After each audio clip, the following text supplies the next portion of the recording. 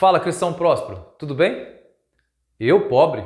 É isso que você precisa ser? Se é o seu desejo ser um cristão íntegro, fiel e aprovado por Deus, você precisa ser pobre. Pelo menos é que isso o que diz aquilo que eu chamo de a teologia da pobreza. Mas afinal, o que é a teologia da pobreza? De onde ela surgiu? Ela tem fundamento bíblico? É heresia ou não é nada disso? É sobre esse tema que vamos falar neste vídeo. Continua comigo e conheça absolutamente tudo o que você precisa conhecer sobre a teologia da pobreza. Mas antes, me chamo Emerson Merida e este é o seu canal Cristão Próspero, um canal focado em finanças à luz da Bíblia. E se você se interessa sobre esse assunto, se inscreva, ative o sininho das notificações e compartilhe para tudo que você conhece.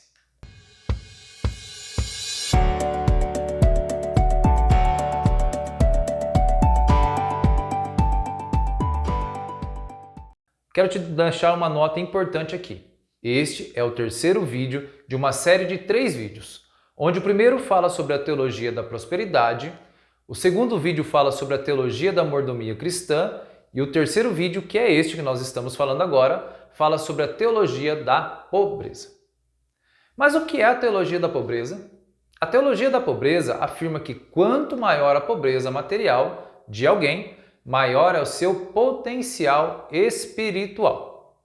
Assim, essa corrente de pensamento determina que a posse de bens materiais é algo ruim, que pessoas ricas provavelmente são pessoas ímpias e que a abnegação de tudo é um meio que temos de sermos cristãos aprovados por Deus. Em resumo, podemos dizer que a teologia da pobreza é uma doutrina que vem à pobreza, como uma das maiores virtudes que o ser humano possa ter. Geralmente, os adeptos desta visão não são materialistas. Acreditam que o reino de Deus é para os pobres e que a pobreza é a vontade de Deus para os seus servos. Ressalva sobre a teologia da pobreza. Definitivamente, a teologia da pobreza não é a nomenclatura mais adequada para esta visão teológica. Porém, mesmo sendo a nomenclatura mais adequada, estou fazendo uso dela como objetivo de apresentar uma visão oposta à conhecida teologia da prosperidade, apresentada no primeiro artigo desta série. Se de um lado a teologia da prosperidade vê a prosperidade financeira como a virtude, do outro lado, a teologia da pobreza vê a prosperidade como um obstáculo à fé cristã. Que fique bem claro aqui, não me refiro à pobreza como um sentido pejorativo ou depreciativo, tá ok? Me refiro no sentido da contrariedade da prosperidade. Ressalva feita, daí vem a pergunta de R$1 milhão. Quais são as bases da sustentação da teologia da pobreza? Para ser mais objetivo possível, irei apresentar 3 bases da sustentação dessa corrente teológica. A primeira base da teologia da pobreza nos diz que ricos dificilmente entrarão no reino de Deus. Lá em Lucas, no capítulo 18, no verso 25, diz que, de fato, é mais fácil entrar um camelo pelo fundo de uma agulha de que entrar um rico no reino de Deus.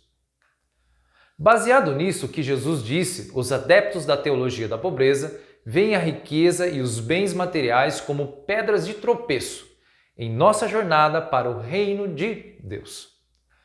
E é partindo deste entendimento que vem a segunda base da sustentação da teologia da pobreza, que diz que quanto mais pobres fomos, mais espirituais poderemos ser.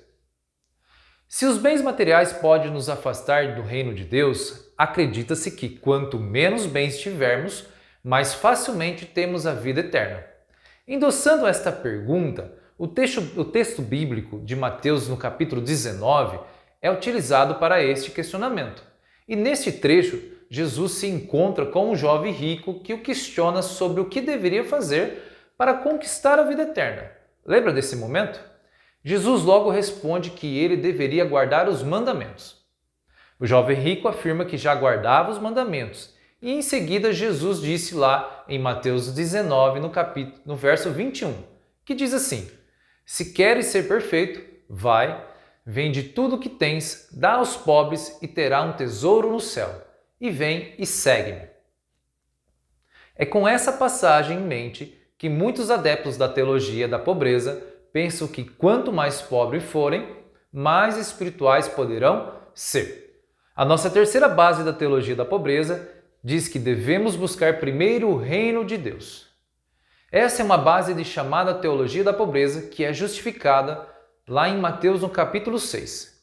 Não andes, pois, inquietos, dizendo que comeremos ou que beberemos ou que nós vestiremos, porque todas essas coisas os gentis procuram, de certo vosso Pai Celestial bem sabe quais são as necessidades de todas essas coisas.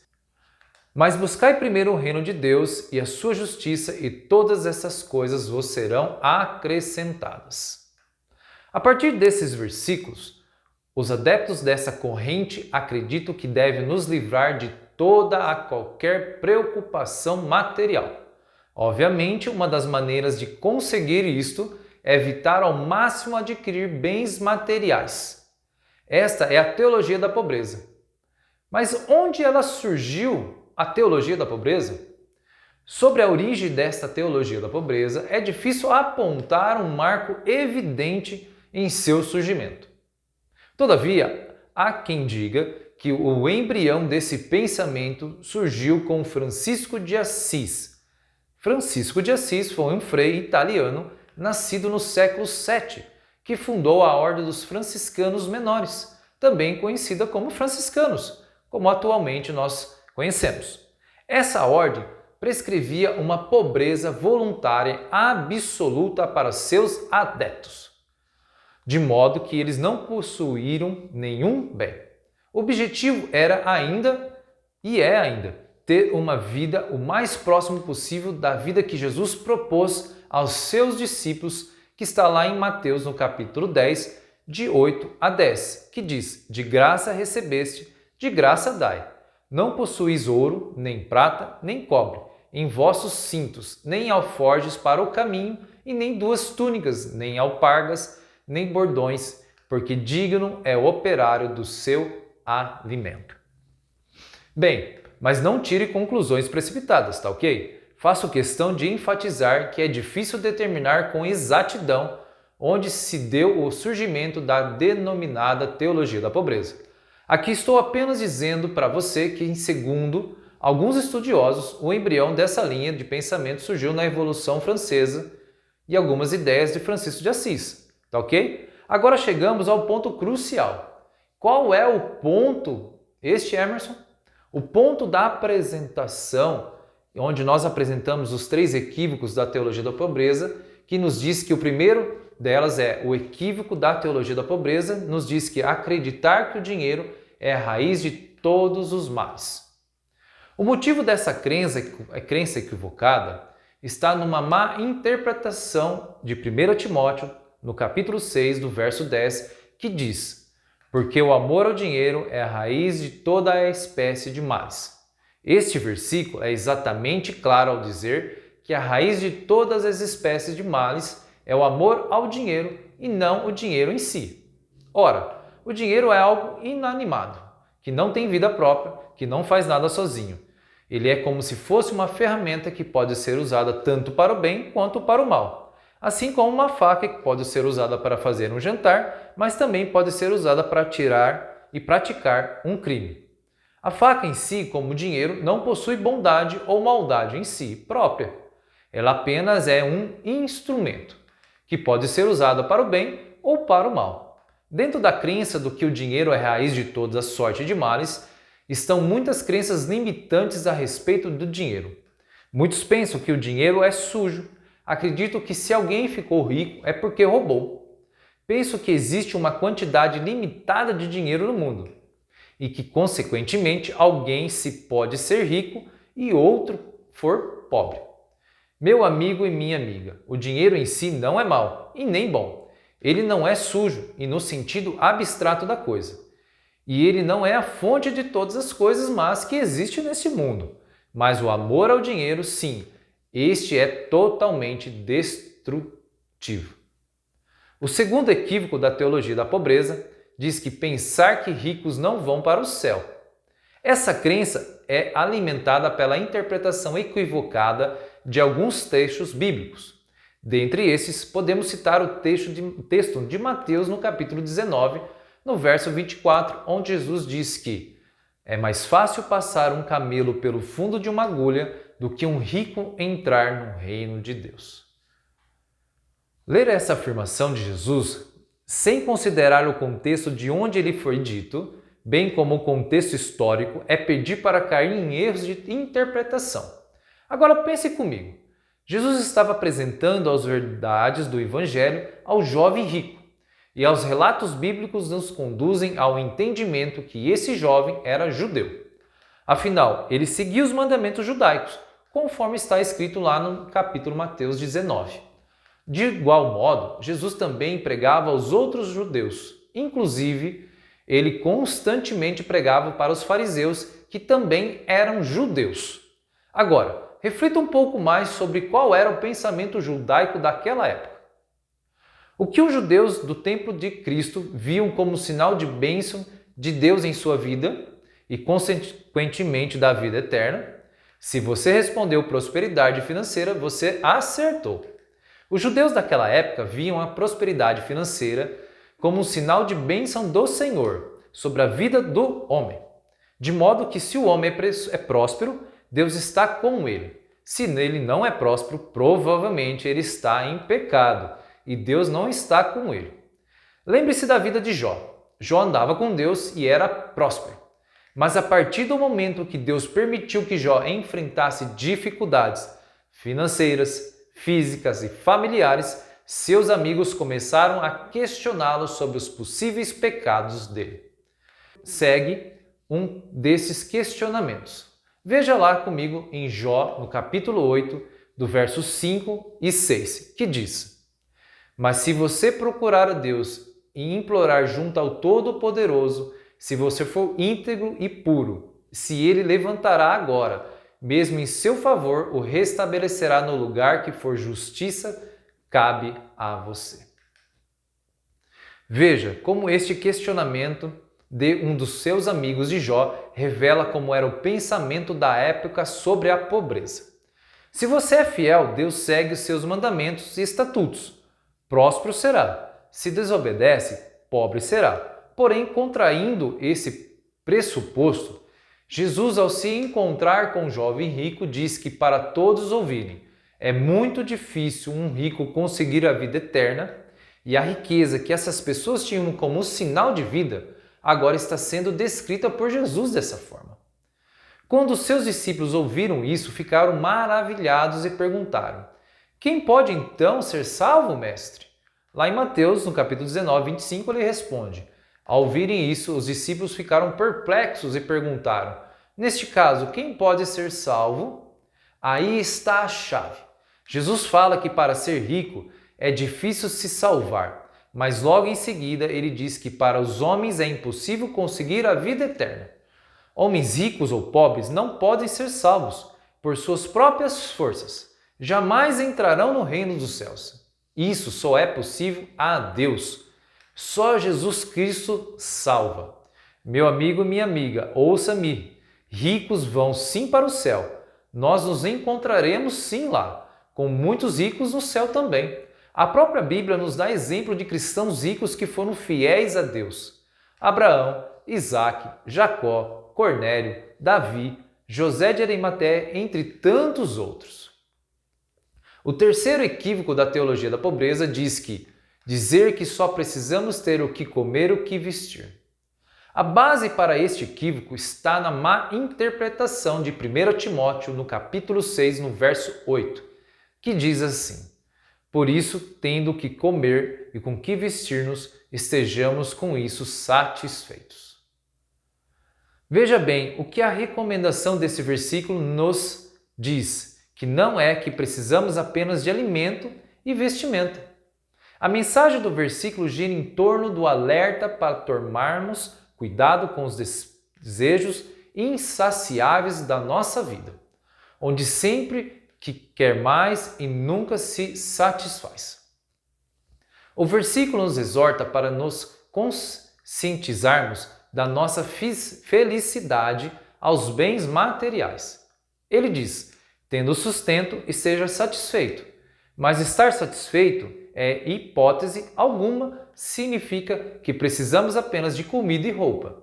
Esse versículo não é um incentivo para vivermos com o mínimo necessário. Ele é um incentivo a nos alegrarmos tendo o que é essencial para a nossa vida. Parte dessa crença vem daquela ideia que muitos orgulhosos dizem: não quero muito dinheiro, quero apenas o necessário para viver. Acho que você já ouviu essa frase, não é verdade? É provável que você já ouviu ou não. Mas se você já ouviu essa frase, à primeira vista, esse pensamento parece humilde e justo, não é? Mas só pela primeira vista. Se analisarmos bem, pensar assim, e no mínimo é egoísta. Ao desejarmos apenas o que precisamos, ao desejarmos apenas o nosso alimento e vestimento, nós esquecemos os nossos familiares, esquecemos os nossos amigos, esquecemos de muitas necessidades que vivem por aí. Definitivamente, este não é o desejo de Deus. Ele não quer que vivamos apenas para suprir as nossas necessidades. Seu desejo é que você tenha também como auxiliar financeiramente aqueles que precisam. Lá em Gálatas, no capítulo 6, o verso 2, fala muito sobre isso, que diz assim: levem os fardos pesados uns dos outros e assim cumpram a lei de Cristo. E como você deve imaginar, para auxiliarmos os outros, tem mais do que é necessário, ajuda muito, não é verdade? Não estou dizendo que você deve buscar, desejar muitas riquezas. Estou dizendo que ao limitar os seus ganhos à medida das suas necessidades, você limita as suas possibilidades de abençoar financeiramente aqueles que te cercam. Isso inclui o seu cônjuge, filhos, pais, amigos, familiares e muitas pessoas necessitadas. E mais, quando nós buscamos maiores rendimentos, estamos indiretamente estagnando a nossa vida profissional e financeira. Estamos escolhendo não evoluir. Ter alimento e vestimento já é motivo de alegria, não é verdade? Mas não deve ser o ponto final da sua caminhada terrena. Mas antes de finalizarmos esse vídeo, não se esqueçam de deixar o seu like, se inscrever em nosso canal, ativar o sino das notificações e compartilhar para todos que você conhece. Esta é a teologia da pobreza, que afirma: quanto maior a pobreza material de alguém, maior é o seu potencial espiritual. Essa linha de pensamento acredita que, em primeiro lugar, riscos dificilmente entrarão no reino de Deus. Segundo, quanto mais pobre fomos, mais espirituais poderemos ser. Terceiro, devemos buscar o reino de Deus. Além disso, analisamos os 3 equívocos da teologia da pobreza. O primeiro foi acreditar que o dinheiro é a raiz de todos os males. Segundo, pensar que os ricos não vão para o céu. Terceiro, dizer que só precisamos ter o que comer e o que vestir. Este foi o segundo vídeo da série de 3. O primeiro foi sobre o vídeo da teologia da prosperidade, o segundo sobre a teologia da mordomia, e essa é a minha recomendação. Não deixe hipótese alguma de conferir os demais artigos, pois eles vão preparados para transformar a sua vida radicalmente e a sua visão sobre dinheiro e fé. E quero deixar uma frase aqui que vai ajudar você. Lembre-se, prosperar é uma questão de escolha.